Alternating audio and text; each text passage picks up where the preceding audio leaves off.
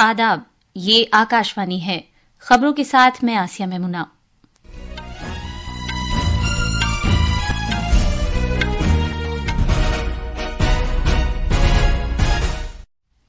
वजीर आजम नरेंद्र मोदी ने महाराष्ट्र के अकोला में एक रैली से खिताब किया है।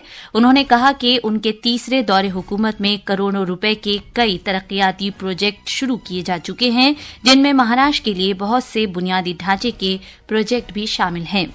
उत्तराखंड आज अपने कयाम के 25 साल पूरे कर रहा है। वजीर आजम और नायब सदर जमहूरिया ने इस मौके पर अवाम को मुबारकबाद दी है। पाकिस्तान के बलूचिस्तान में कोयटा रेलवे स्टेशन पर एक धमाके में 24 अफराद के हलाक और 40 से ज्यादा के जख्मी होने की खबर मिली है। कतर के शहर दोहा में भारत के पंकज एडवाणी IBSF आलमी बिलियर्ड्स चैंपियनशिप के फाइनल में पहुंच गए हैं। भारत की मर्दों की हॉकी टीम के कप्तान हरमनप्रीत सिंह और गोलकीपर PR श्रीजेश को ओमान में 2024 के लिए साल के अवार्ड से सरफराज किया गया है।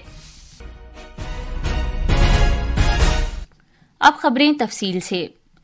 वजीर आजम नरेंद्र मोदी ने महाराष्ट्र में अकोला में एक रैली से खिताब किया है।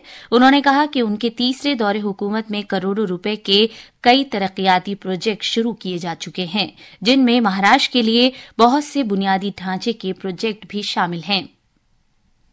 मैंने अभी कुछ ही समय पहले जिस वाडवण पोर्ट की आधारशिला रखी है, अकेले उसकी लागत ही करीब 80,000 करोड़ रुपए है।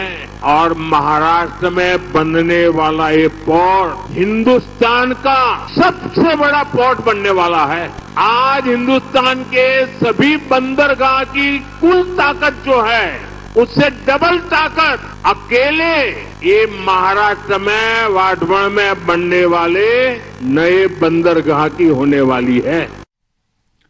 जनाब मोदी ने कहा कि मरकजी हुकूमत ने कपास की काश्त करने वालों और सनत को तकवीयत देने की गरज से अमरावती में टेक्सटाइल पार्क का संगे बुनियाद रखा है।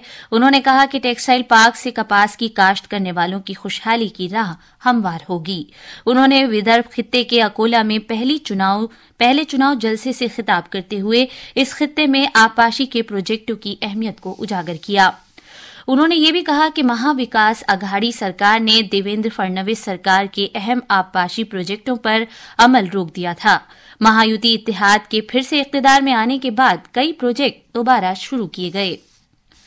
वजीर आजम नरेंद्र मोदी ने गैर मामूली तरक्की के लिए उत्तराखंड की सताइश की है और कहा है कि ये रियासत मुख्तलिफ शोबों में आगे बढ़ रही है। आज उत्तराखंड के कयाम के 25 साल पूरे होने के मौके पर वर्चुअल तरीके से मुल्क से खिताब करते हुए उन्होंने ये बात कही। वजीर आजम ने कहा कि आज का दिन उत्तराखंड में सिल्वर जुबली तकरीबात की शुरुआत का दिन है। वजीर आजम ने इस तरफ तवज्जो दिलाई कि उत्तराखंड को रियासत के रोशन मुस्तकबिल के लिए अगले 25 साल का सफर शुरू करना है। उत्तराखंड के उज्जवल भविष्य के लिए अगले 25 वर्ष की यात्रा शुरू कर दी है। इसमें एक सुखद संयोग भी है। ये यात्रा ऐसे समय में होगी जब देश भी 25 वर्षों के अमृत काल में है, यानी विकसित भारत के लिए विकसित उत्तराखंड। देश इस संकल्प को इसी कालखंड में पूरा होते देखेगा।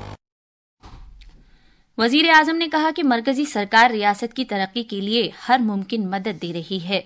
इस बात की अहमियत पर जोर देते हुए कि उत्तराखंड एक नया रुझान और मेयार कायम कर रहा है, जनाब मोदी ने कहा कि 2023-24 के अरसे के दौरान इंडिया इंडेक्स में उत्तराखंड लगातार तरक्की के मकासद के हुसूल में सरे फहरिस्त रहा है। इस मौके पर नायब सदर जमहूरिया जगदीप धनखड़ ने उत्तराखंड के अवाम को मुबारकबाद पेश की है। सोशल मीडिया पोस्ट में जनाब धनखड़ ने कहा कि हिमालय की बर्फीली चोटियों से लेकर मां गंगा के मुकद्दस किनारों तक देवभूमि उत्तराखंड कुदरती खूबसूरती और मालामाल रूहानी विरसे की नेमतों से आरास्ता है। नायब सदर ने दुआ की कि कुदरती खूबसूरती से मालामाल ये रियासत बड़े पैमाने पर मजीद तरक्की और फरोग हासिल करती रहे। मरकजी वजीर दाखिला अमित शाह ने भी उत्तराखंड के लोगों को मुबारकबाद दी है। एक सोशल मीडिया पोस्ट में जनाब शाह ने कहा है कि ये रियासत कुदरती खूबसूरती और मालामाल सकाफती विरसे की जमीन है।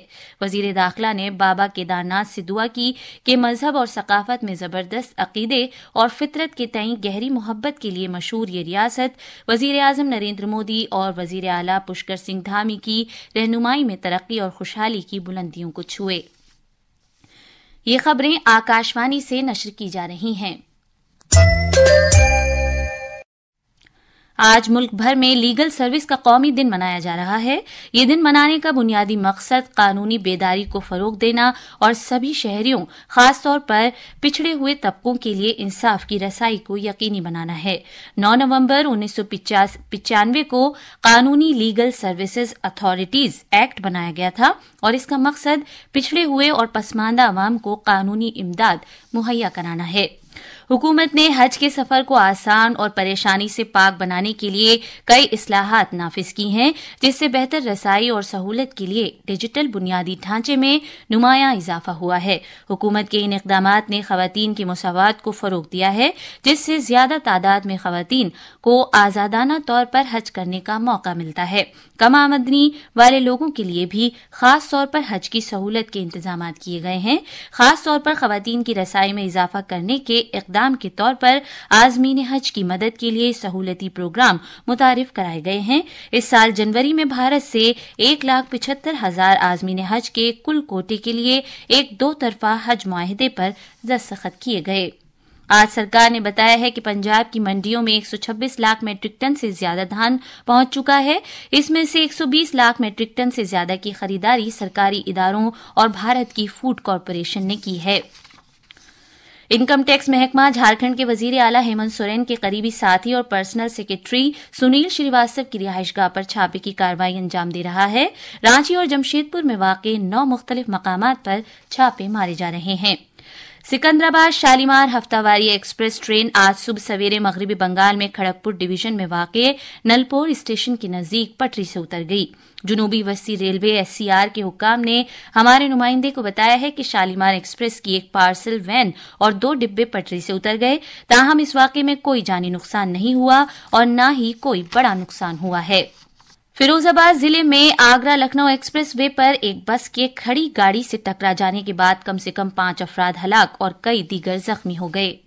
पाकिस्तान में बलूचिस्तान सूबे के कोयटा रेलवे स्टेशन के पास एक धमाके में कम से कम 24 अफराद हलाक और 40 से ज्यादा जख्मी हो गए। खबरों में कहा गया है कि जिस वक्त ये धमाका हुआ ये रेलगाड़ी पेशावर रवाना होने वाली थी। ये रेलगाड़ी कोयटा से पेशावर जा रही थी। पुलिस और इमदादी कारकुन मौके पर पहुंच गए हैं। एक हफ्ते पहले मगरबी पाकिस्तान में लड़कियों के एक स्कूल के पास बम फटने के वाक़े के बाद ये हादसा हुआ है। सड़क ट्रांसपोर्ट और शाहराहों के वजीर मुमलिकत हर्ष मल्होत्रा और बीजेपी के अराकीन पार्लियामेंट मनोज तिवारी और बांसुरी स्वराज ने आज नई दिल्ली में रन फॉर इंक्लूजन मैराथन को झंडी दिखाकर रवाना किया। बिलियर्ड्स में कतर की राजधानी दोहा में IBSF आलमी बिलियर्ड्स चैंपियनशिप के फाइनल में भारत के पंकज एडवाणी और इंग्लैंड के रॉबर्ट हॉल के दरमियान मुकाबला जारी है। पंकज एडवाणी ने कल सेमीफाइनल में अपने हमवतन खिलाड़ी सौरभ कोठारी को 4-2 से शिकस्त दी थी। भारत की मर्दों की हॉकी टीम के कप्तान हरमनप्रीत सिंह को 2024 के लिए साल का FIH प्लेयर और साबिक गोलकीपर PR श्रीजेश को अवार्ड दिया गया है। इन दोनों को कल ओमान में FIH की 49वीं कांग्रेस में ये अवार्ड दिया गया है। इनाम याफ्तगान को माहिरीन के पैनल, कौमी हॉकी अंजुमन, शायकीन और मीडिया ने वोटिंग के जरिए मुंतखब किया था। आखिर में खास खबरें एक बार फिर। वजीर आजम नरेंद्र मोदी ने महाराष्ट्र के अकोला में एक रैली से खिताब किया है। उन्होंने कहा कि उनके तीसरे दौरे हुकूमत में करोड़ों रुपए के कई तरक्याती प्रोजेक्ट शुरू किए जा चुके हैं, जिनमें महाराष्ट्र के लिए बहुत से बुनियादी ढांचे के प्रोजेक्ट भी शामिल हैं। उत्तराखंड आज अपने कयाम के 25 साल पूरे कर रहा है। वजीर आजम और नायब सदर जमहूरिया ने इस मौके पर अवाम को मुबारकबाद दी।